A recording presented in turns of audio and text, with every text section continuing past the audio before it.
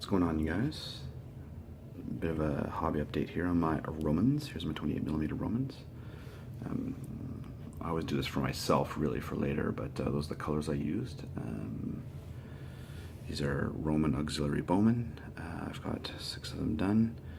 There's a unit there of 12, 2 bases for L'Arc de la Guerre, but I mean for Hail Caesar, 60mm wide bases. It works for both games. So realistically, this is all I've painted so far on my Romans.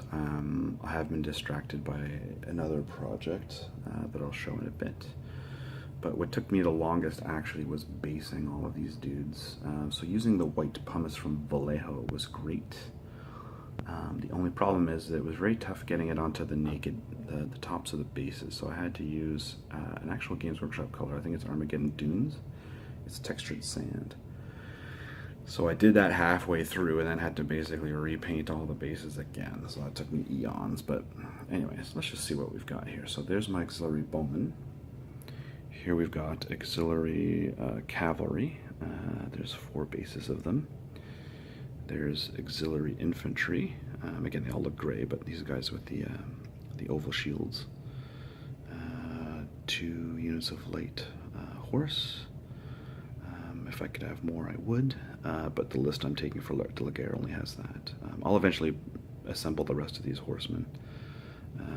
Legionnaires, leaders, bolt throwers, and my supply wagon.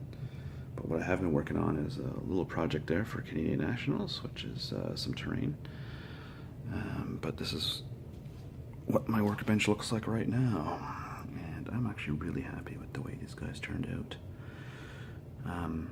Just real quick, I just fired on some skin tones, ivory for the linen. I mean, you can use whatever color you have at hand. I have a pot of ivory I hadn't touched for years, so I figured I'd just use it. To a light brown and a darker brown for the wood and the leather. A nice dark, this is Vallejo blackened. Is it metallic? Oh, it's gunmetal gray. Vallejo 863.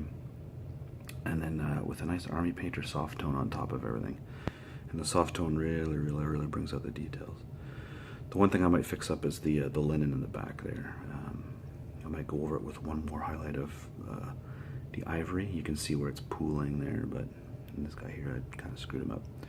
But I mean, that's easily fixed.